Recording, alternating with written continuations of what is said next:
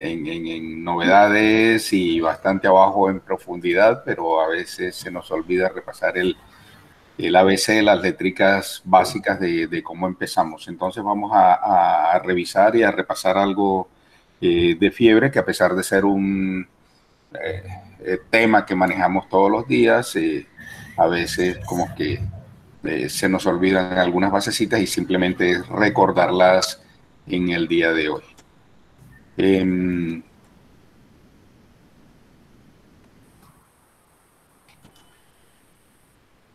la pregunta de rutina, están viendo mi pantalla.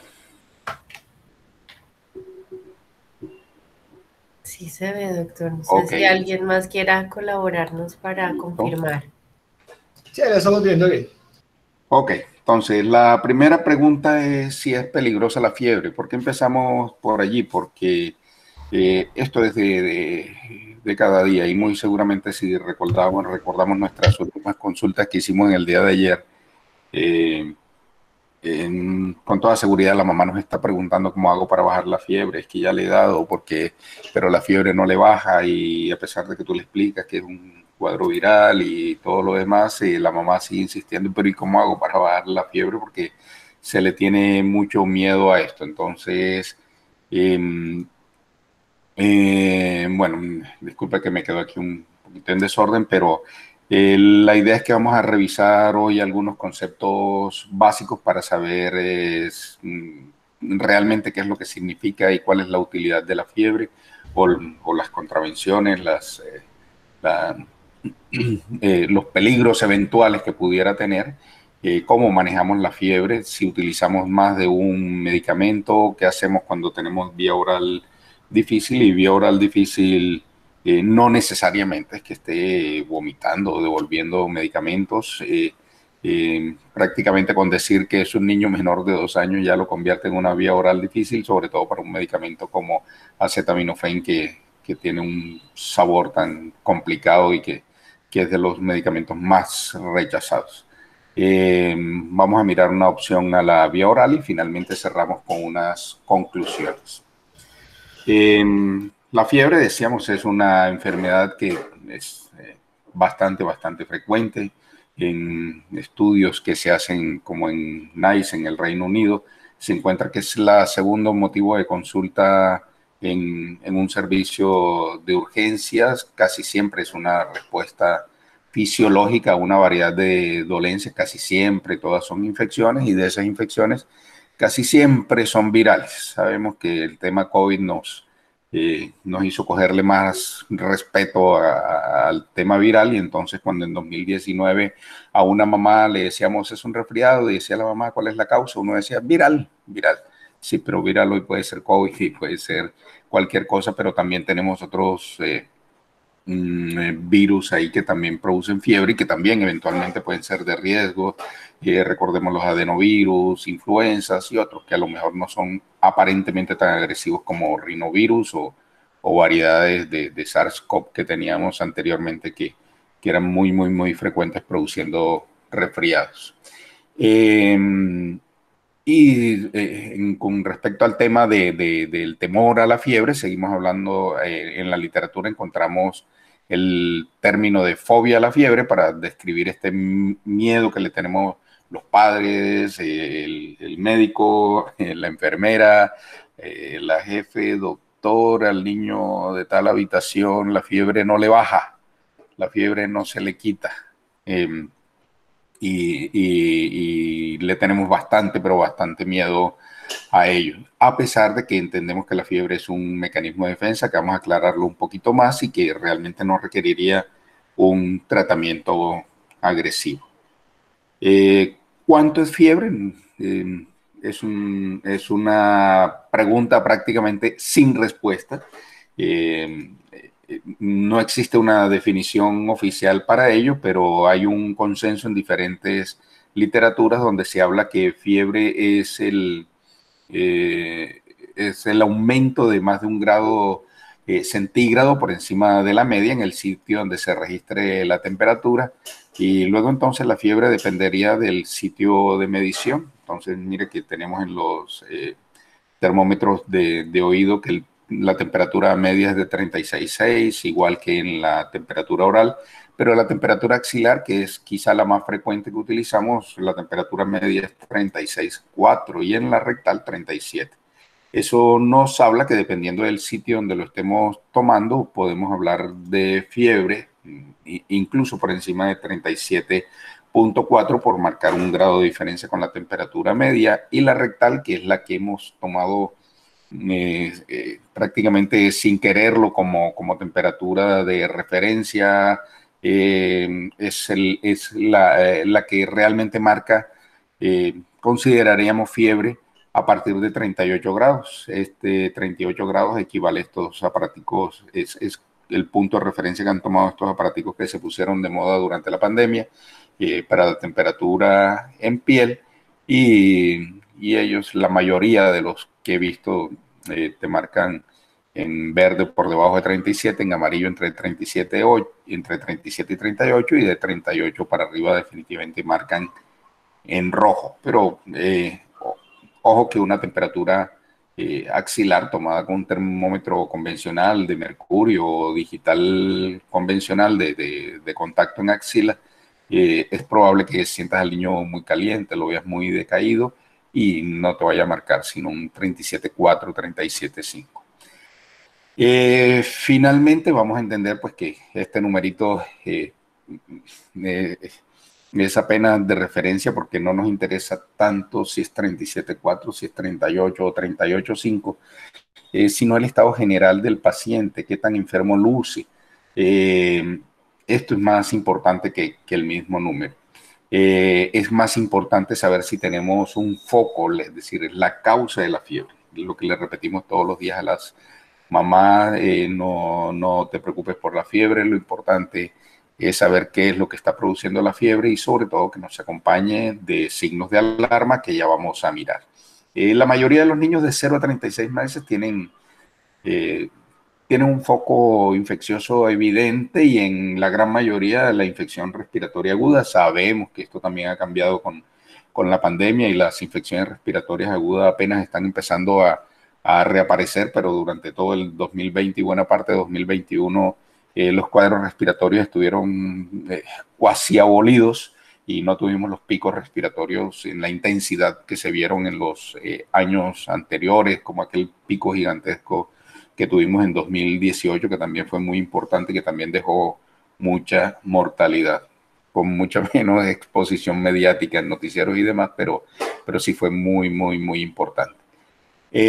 Cuando no tenemos foco, entonces ya nos toca pensar en qué es lo que hay detrás, si hay una bacteremia o si hay una infección de vías urinarias, y en nuestros niños vacunados siempre la primera opción muy probablemente va a ser una infección de vías urinarias. Otro punto que debemos tener en cuenta es dónde estamos localizados. Yo estoy localizado en Santa Marta, entonces mi manera de interpretar la fiebre puede ser un poquito diferente a la que ustedes tengan allá, porque aquí estamos por debajo de los 2.200 metros, bastante, estamos 2.200 metros por debajo de los 2.200 metros.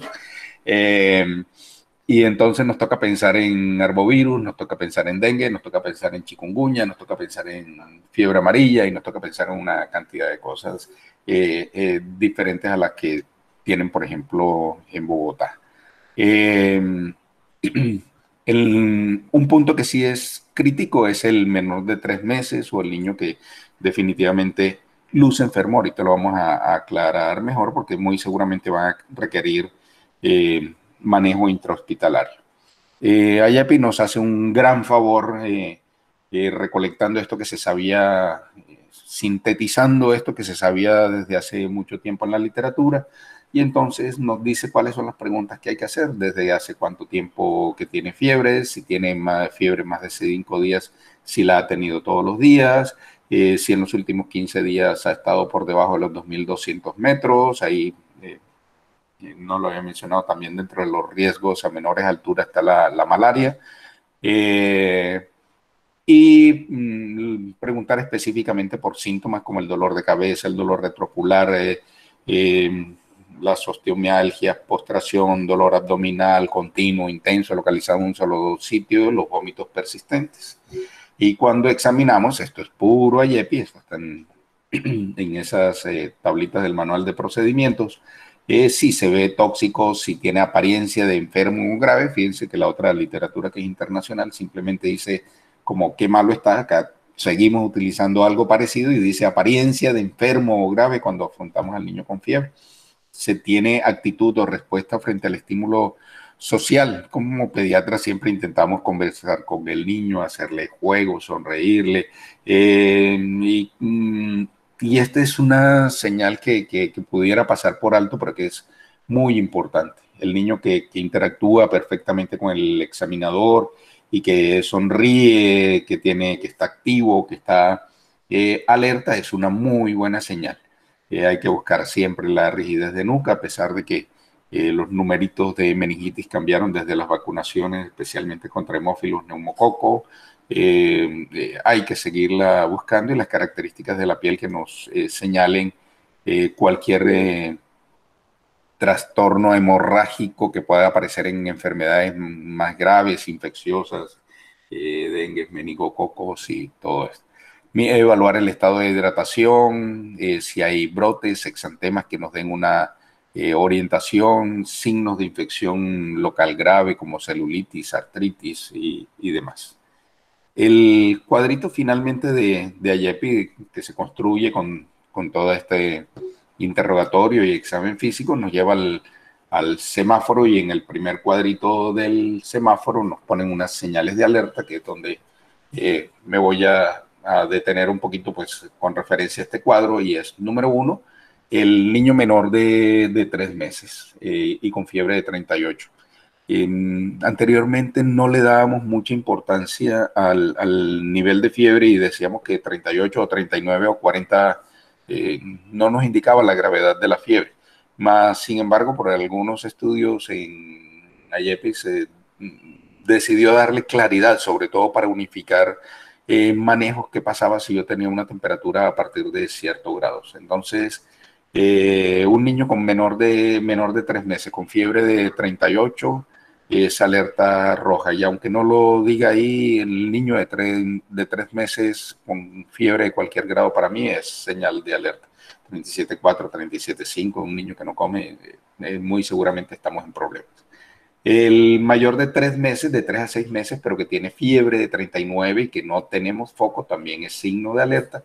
Cualquier signo general de peligro, rigidez de nuca, el aspecto tóxico, sin respuesta al estímulo social, las alteraciones en la piel, ya sea palidez, moteada, ceniza, azul, cianótico, es señal de alerta. Manifestaciones de sangrado, petequias, los exantemas que no ceden a la presión nos pueden orientar en el diagnóstico. Por ejemplo, acá que convivimos con el dengue, el exantema es una guía que nos orienta muchísimo, y muchas veces con solo ver el color o el exantema de la piel del niño con dengue ya tenemos el diagnóstico. Manifestaciones focales de otras infecciones graves, como lo hablábamos, celulitis o artritis.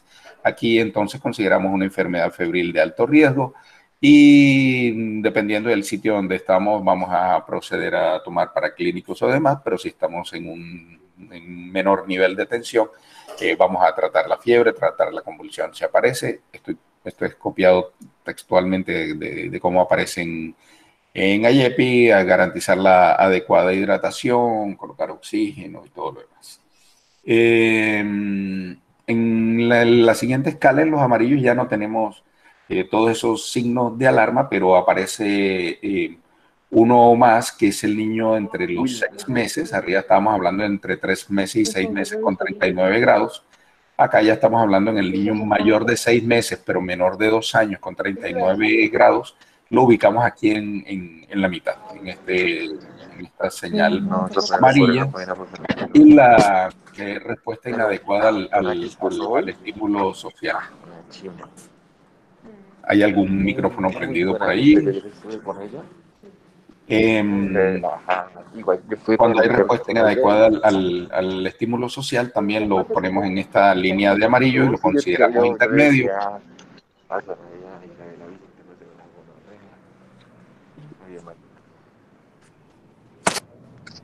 Em, y lo consideramos enfermedad febril de riesgo intermedio. La recomendación de IEPI en todos estos casos es realizar un hemograma, PCR, parcial de orina, si no es posible referir, y en el hemograma lo que vamos a tener en cuenta son los leucocitos mayor de 15.000, la PCR mayor de 4, y para considerarlo ya pasaría a ser una enfermedad de alto riesgo. Igual que la trombocitopenia o la leucopenia menor de 4.000, también aumenta el riesgo. Los exámenes de orina compatibles con infecciones urinarias, las fiebres que están durando más de 7 días, y la recomendación otra vez, tratar la fiebre, asegurar la hidratación por vía oral, y la consulta de seguimiento según la evolución. Y en verde ponemos todos los que no tienen ninguno de los anteriores. Los consideramos de bajo riesgo, y el manejo otra vez, tratar la fiebre, hidratación, la consulta de seguimiento, los signos de alarma y las medidas preventivas. Muy probablemente, si este cuadro se hubiese diseñado más recientemente, iba a incluir aquí dentro de estos exámenes alguna prueba rápida o lo que sea de COVID en estos niños febriles. No lo sé si hubieran tomado esa decisión de hacerlo así.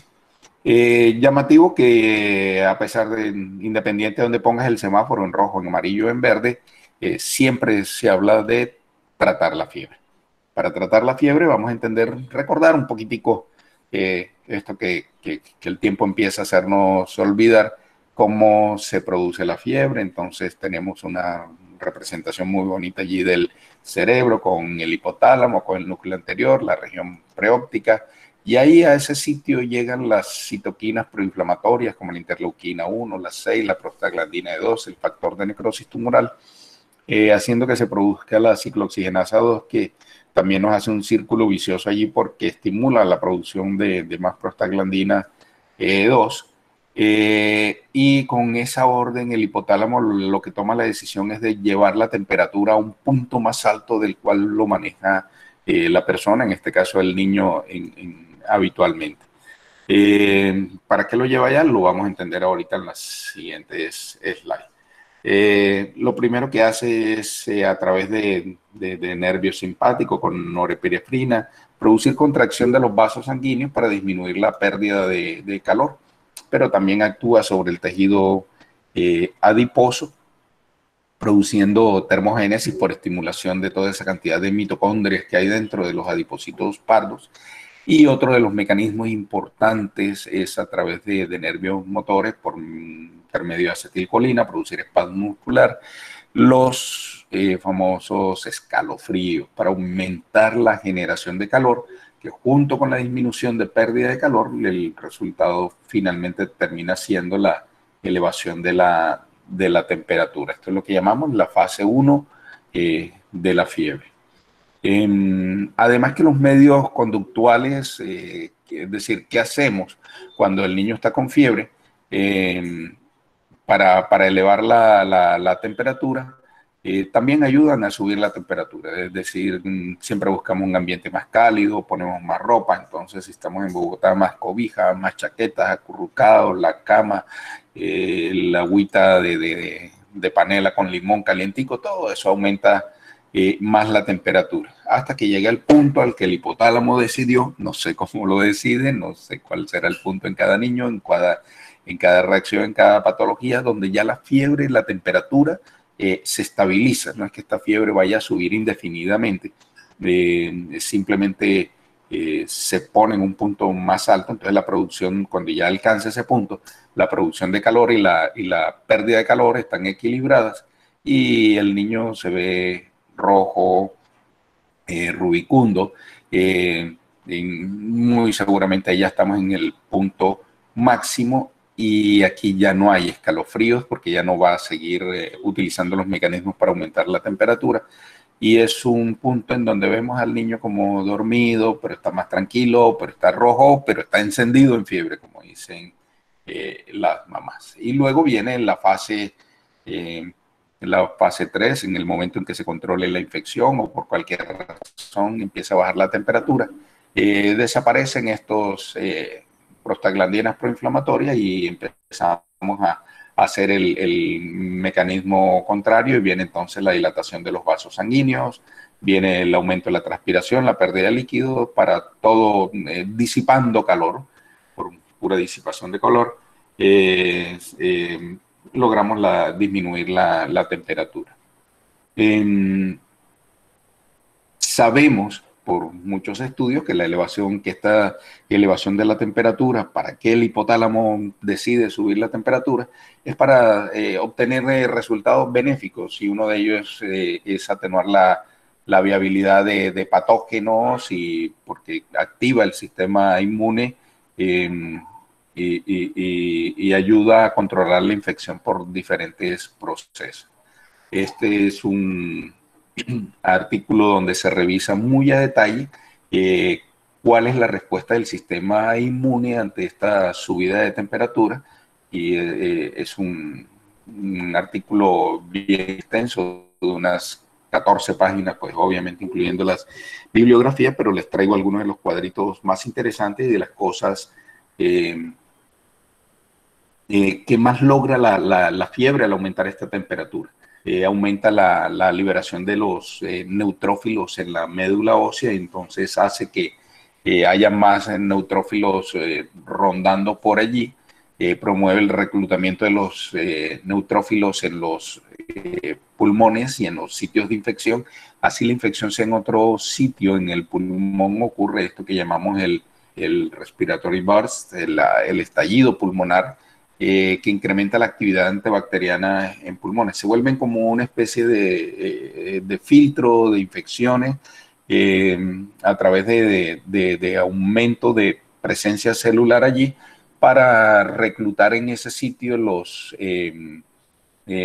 patógenos circulantes. También lo hacen en el sitio de infección, pero es importante recordar que en los pulmoncitos también sucede esto. Mejora, por ejemplo, en casos de cáncer, alcanzan a aumentar la actividad citolítica a través de células natural killer contra las células tumorales. Aumenta la capacidad de las células presentadoras de antígenos, como macrófagos o células dendríticas. Tenemos por acá los patógenos representados en ese esquema, y vemos la célula dendrítica pasando de una forma inmadura a una forma madura, siendo más eficiente para presentar antígenos para hacer la polarización TH1. Recordemos, TH1 es simplemente disparar una cantidad de citoquinas y de cosas proinflamatorias que nos van a ayudar a aniquilar a nuestro enemigo y a controlar mejor la infección. Pero todo esto está activado y potencializado por el aumento de la temperatura corporal. Mejora el potencial fagocítico de los macrófagos y de las células dendríticas, aumenta la expresión de los toll-like receptors, el TLR2, el TLR4, es decir, estos receptores tipo peaje que tenemos en diferentes sitios y que se vuelven más exigentes para cobrar el peaje de los que pretenden pasar por allí o de los que estén por allí, con mayor capacidad de identificar sustancias adversas, células patógenas y demás, y que son el switch para disparar toda esta cantidad de citoquinas que mencionábamos, con el factor de necrosis tumoral, el óxido nitroso o la proteína de shock de calor 70. Aumenta la migración de las células dendríticas por todos los linfáticos, y no solamente aumenta la migración, sino que también favorece el tráfico de todos ellos a través de las vénulas endoteliales de los ganglios linfáticos. Es decir, no solamente aumenta el tráfico por la autovía, por la autopista, sino que también mejora las condiciones de la autopista para que funcionen para que todas estas células de respuesta funcionen de manera circulen de manera adecuada y lleguen de manera adecuada. Entonces, todo esto para decir que finalmente la fiebre no es la enfermedad principal, sino que simplemente es un mecanismo fisiológico que tiene efectos beneficiosos en contra de en la lucha contra la infección. Esto, por aquí debajo está la referencia donde pueden encontrar todo eso. Y entonces se nos viene a la cabeza, ya yo sé que muchos la tienen allí pensando si entonces para qué, ¿no?, vamos a tratar la fiebre si es un aliado nuestro. Entonces, en estos casos uno le gustaría saber qué están pensando ustedes, si tratamos o no tratamos la fiebre. Lo que dice la referencia es que sencillamente utilizamos antipiréticos para minimizar la angustia. Bueno, la idea es del bebé, del niño, pero también sirve como para el de la mamá, y disminuir el malestar, para que se sienta mejor, para que pueda comer mejor, para que pueda tomar un poquito mejor, para tratar de evitar la deshidratación, que sí es un riesgo directo de la fiebre, o en los casos de fiebre prolongados, que no nos empiece a comprometer la nutrición por la baja ingesta. ¿Qué síntomas nos da la sola fiebre? Atribuibles directamente a la fiebre: los escalofríos, ya sabemos por qué, los dolores, las osteomialgia, el dolor de cabeza, anorexia, hipersomnia, fatiga, sed, delirio en algunos casos, es decir, actividades alucinatorias, y disminución de la diuresis. Y al examen físico los encontramos dependiendo de la fase en que esté: rubicundez, somnolencia, dinamia, irritable, taquicardia, taquipnea, adinamia, irritabilidad, dependiendo de la fase, como lo vimos ahorita, aumento de la presión arterial, se aumentan los soplos inocentes y el tercer ruido cardíaco. Entonces, con niños con picos febriles es probable que oigamos soplos, ritmo de galope, entran a hablar y a hacer diagnóstico, y resulta que baja la temperatura y prácticamente desaparece el galope, desaparece el soplo. Disminuye también la tasa de filtración glomerular y puede haber algo de proteinuria. Durante la fiebre hay un aumento del 10% del gasto energético, del consumo de oxígeno, las pérdidas insensibles, puede haber hiperglicemia. Muchos nos hemos encontrado con niños con unas cifras de glicemia alta durante la fiebre. Pensamos en diagnósticos diferentes y empezamos a hacer cosas, y resulta que muy probablemente a las 24 48 horas, sin prácticamente haber hecho ningún procedimiento excepto hidratar, la glucosa se ha restablecido. Hay liberación de aminoácidos, la PCR se aumenta fibrinógenos, se aumentan triglicéridos y otras hormonas como cortisol, la hormona adrenocorticotrópica, la hormona antidiurética, y hasta la hormona de crecimiento se sube por ahí.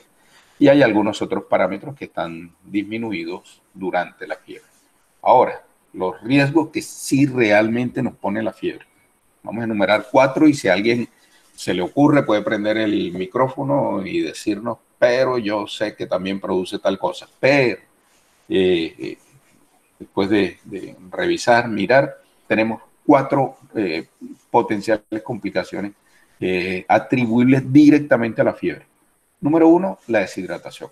Por un lado hay aumento de las pérdidas insensibles de agua, y por el otro lado hay disminución del consumo de líquidos por el niño. Entonces, recomendación número 1, estar dando abundantes líquidos. Lo que dicen siempre las mamás, bueno, y algo hasta algunos colegas, es que va a convulsionar porque está todavía con la fiebre, o que está con la fiebre alta. Ustedes saben que es una frase que no tiene ningún tipo de fundamento, y que los niños con convulsión febril, que es un capítulo aparte para manejar fácilmente en otra revisión, son niños que tienen una susceptibilidad que ya viene establecida genéticamente, que son menos del 5%, y que no sucede por tener la fiebre muy alta ni por tenerla mucho tiempo. De hecho, la gran mayoría de las convulsiones febriles se presentan al momento del debut de la fiebre. Llegan a urgencias convulsionando, nadie sabía que tiene fiebre, y en el momento en que los examinamos encontramos que son niños febriles.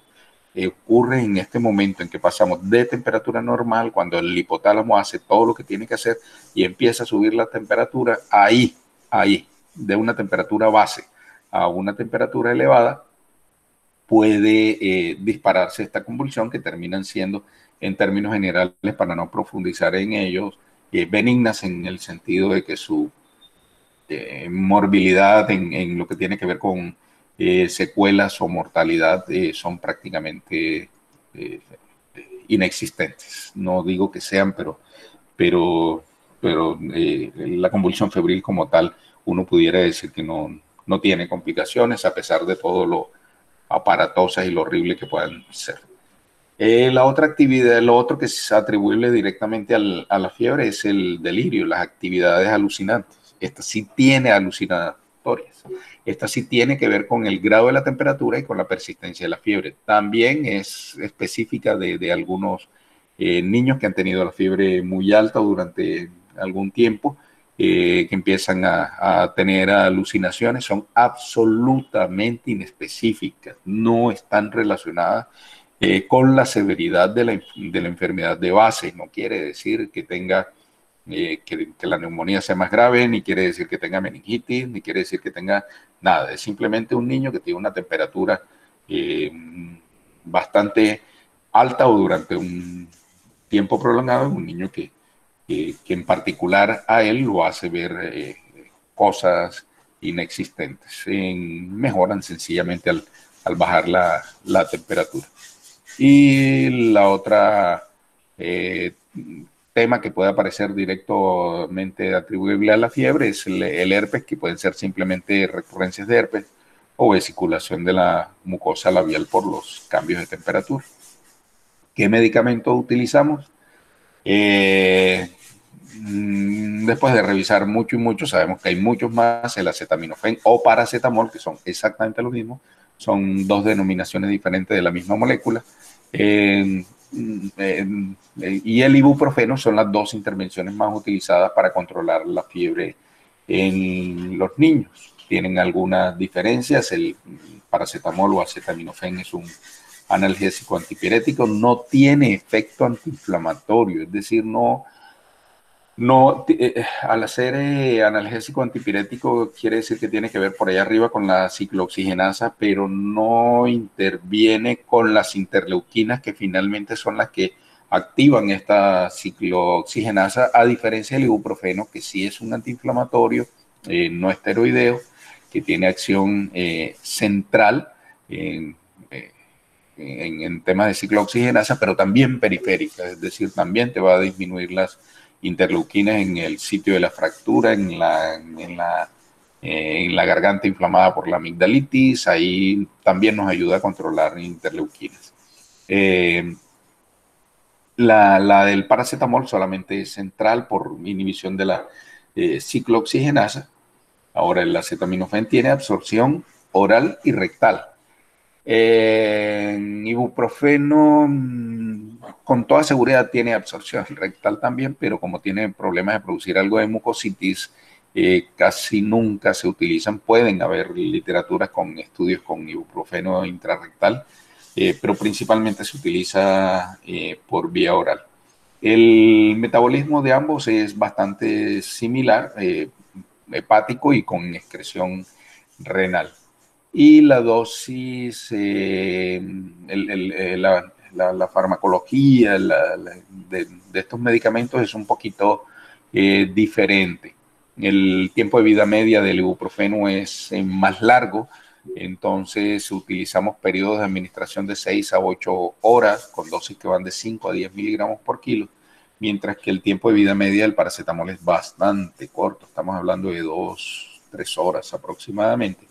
Y las dosis que se utilizan cuando las comparamos en miligramos son un poquito más altas, de 10 a 15 miligramos, y al tener una vida media tan corta se puede utilizar en intervalos más cortos, teniendo siempre la precaución de no ir a sobrepasar los 60 miligramos por kilo al día. Es decir, que si lo utilizamos a 15 utilizaríamos máximo 4 dosis, pero utilizando 10, que son dosis similares, efectivas en resultado, lo podemos utilizar hasta 6 veces al día, es decir, cada 4 horas.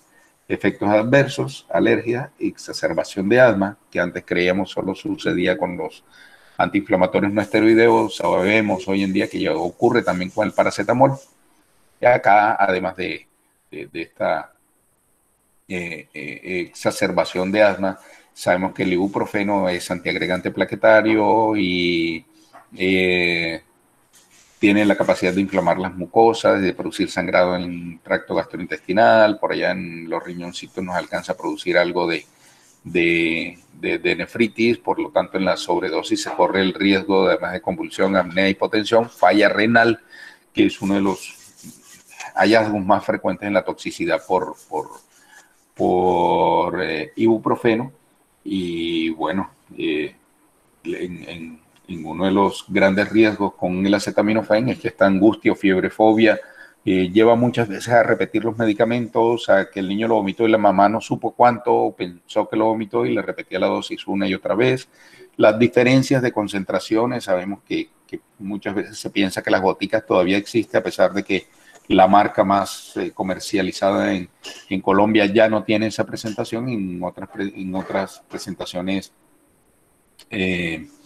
genéricas sí existe, donde tenemos 100 miligramos por mililitro, que es una dosis altísima y que son los principales responsables de la intoxicación por paracetamol, que sabemos que tiene unas consecuencias graves.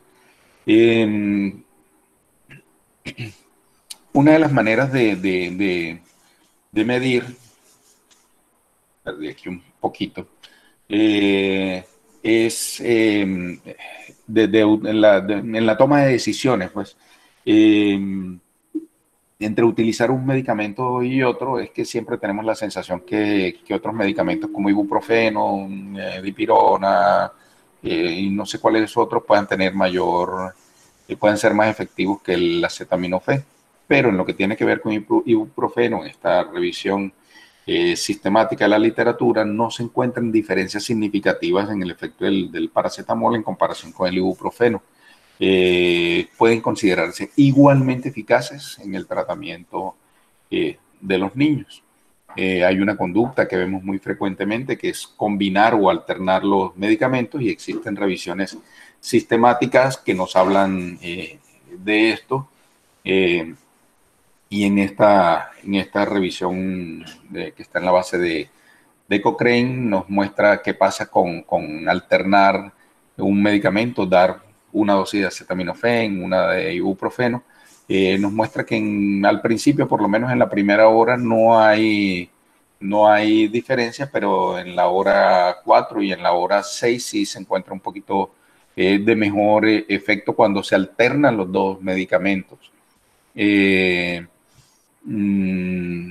O combinarlos.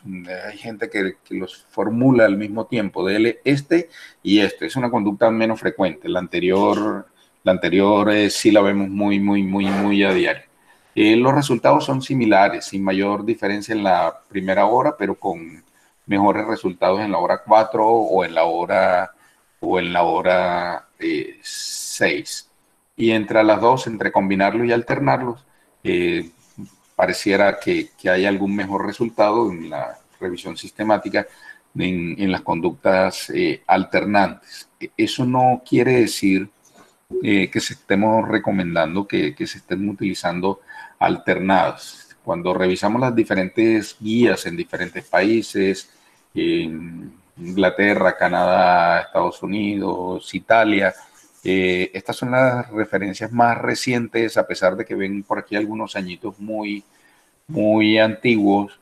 Es lo que hay publicado de fiebre. Parece que ya dan por hecho que todos sabemos el tema de fiebre y poco le tienden a tratar a ello, y las publicaciones más recientes ya están cerca de los 10 años en lo que tienen que ver de guías de manejo. ¿Cuándo tratar? Si hay disconfort, si hay malestar, ya lo habíamos dicho, es simplemente ayudarle al niño a que se sienta mejor. Si hay preferencia entre ibuprofeno y paracetamol, en esta guía no hubo ninguna. Alternar. Las guías las inglesas, que estas son las NICE, nos dice si hay persistencia, y las canadienses dicen bajo supervisión. Si hay persistencia, prácticamente nos están diciendo también bajo supervisión. Es decir, estas guías, sobre todo las NICE, que de pronto son más recientes y son más elaboradas, lo que nos dicen es si hay persistencia de la fiebre, del malestar y de todo lo demás, a pesar de estar administrando un medicamento, casi siempre se utiliza, a pesar de que no hay preferencia por la escogencia del uno. Inicialmente es más frecuente encontrar acetaminofén que ibuprofeno. Entonces, si hay persistencia, utilice el otro. Quiere decir, es el médico el que está tomando la decisión en su momento de administrar un segundo medicamento por la persistencia de la fiebre. No es en la fórmula inicial, que es una situación bastante complicada y delicada, donde aparece la recomendación de acetaminofén y a las 2 horas dele tanto y de ibuprofeno o a las 4 dele tanto. Nos podemos estar confundiendo bastante en la dosis de cuál, en qué frecuencia. Me dijo 4 de acetaminofén o 5 de ibuprofeno. O sea, no es fácil. Créanme que eso no es fácil para la mamá entender 2 medicamentos y cuando en la formulación nosotros le ponemos un condicional. Si sucede tal cosa, usted haga esto. De pronto como médico nosotros podemos resolverlo, pero muchas de las mamás no. Entonces, a pesar de que existen evidencias, y ahí está la referencia, de que la combinación de estos 2 productos puede ser más eficaz que uno solo, existe la preocupación de que el tratamiento combinado pueda ser más complicado y contribuir al uso inseguro de estos medicamentos. La recomendación es no lo haga, no lo recomiendo. Y finalmente, ¿qué hacemos con este niño pequeño que lo escupe, que lo devuelve o que por su condición lo vomita, que no se sabe cuánto tomó? Doctor, le di el acetaminofén y me lo escupió. ¿Qué tanto escupió? ¿Poquito? ¿Mucho? No sabemos. ¿Devolvió algo? ¿Se lo repito? ¿No se lo repito? Sí, repítaselo o no, esperemos 4 horas. Es decir, es una locura estas situaciones porque de verdad que producen estrés no solamente en los familiares, sino también en el médico, porque es que nosotros no sabemos cuánto escupió, devolvió, y eso se da para complicaciones, para sobredosificación, o por el contrario, que nos quedemos bajitos y entonces no estamos suministrando la cantidad, por no estar suministrando la cantidad adecuada de medicamentos. Es por esto tal vez que en países, Europa quizás es el más generalizado, Italia, Francia, Alemania, por defecto, cuando hablamos de paracetamol o acetaminofén, en niños menores de 2 años estamos hablando casi siempre en supositorios. En Colombia no ha existido y han llegado varias marcas y las varias marcas se han retirado muy rápidamente. Pero esperemos que esta opción que tenemos ahorita aquí con este acetaminofén intrarrectal persista, porque de verdad que es una opción válida para disminuir los riesgos, los problemas de dosificación, tener mejor control de la temperatura al estar administrando una dosis adecuada que no depende de si el bebé lo escupe o no. Y que sabemos que si se le puso un supositorio hace 4 horas, fue hace 4 horas la cantidad exacta y que no tenemos variación ahí por la cantidad que escupió, devolvió o vomitó. En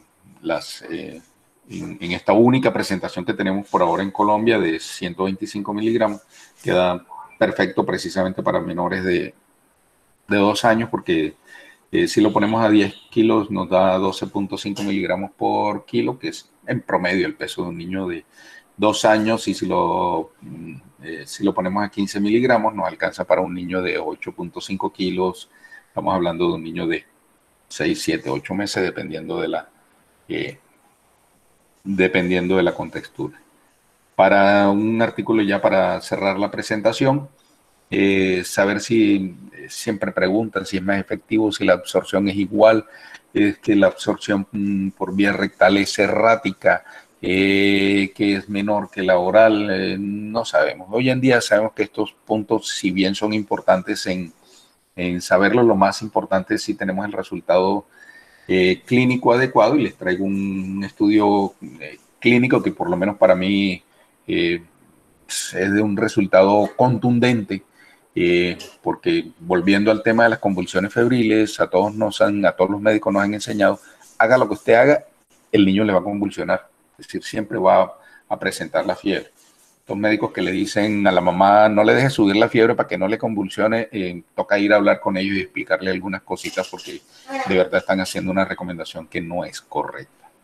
En este estudio lo que se intentó fue prevenir la aparición de recurrencias dentro de las primeras 24 horas de una convulsión febril, cuando después del primer episodio el niño convulsionaba, llegaba y se le empezaba a poner por vía intrarrectal acetaminofén para tratar de prevenir segundos episodios. Y mire que en los pacientes que recibieron esta conducta por rutina, el 9.1% presentaron recurrencia, mientras que a los que no se les administró acetaminofén, estamos hablando de una recurrencia del 23.5%, es decir, es una diferencia importante. Y la conclusión de este estudio es que, bueno, ahí nos están mostrando unos odds ratios de 5.6, es decir, convulsionan cerca de 6 veces más el niño que no recibe el acetaminofén intrarrectal que el que sí lo recibe. Claramente se le atribuye al acetaminofén y a ningún otro factor de riesgo este resultado clínico. Tanto que en esta revista de la que es como la revista más importante de los médicos familiares de los Estados Unidos, toman en referencia este artículo para decir que el uso por un lado, que el uso de antipiréticos no te disminuye el riesgo de la convulsión febril. Nada más si sabemos que la presentan cuando debutan, no tiene ningún sentido estar dando antipiréticos, porque no sabemos cuándo va a tener fiebre. Pero el acetaminofén intrarrectal te disminuye el riesgo a corto término de presentar un segundo episodio. Conclusiones. Número 1, la fiebre es una respuesta fisiológica del organismo para mejorar la respuesta inmune. En sí no representa un riesgo para salud. La morbilidad o la mortalidad se atribuye a la enfermedad de base. La principal complicación de la fiebre es la deshidratación, entonces hay que estar dando líquidos. Paracetamol o ibuprofeno son los más usados, tienen efectividad similar, se desaconseja combinarlos, y el paracetamol o acetaminofén rectal es una opción para pacientes con vía oral difícil. Y recuerde, niño menor de 2 años es vía oral difícil. Muchas gracias, muchachos. Doctor Dimas, muchas gracias por su presentación, muy interesante.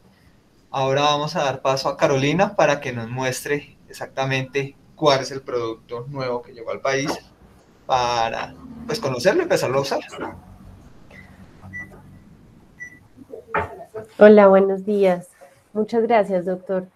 Bueno, pues esperamos primero ver si tienen alguna pregunta con respecto a la charla que quieran hacerle al doctor Dimas, si tienen algún comentario.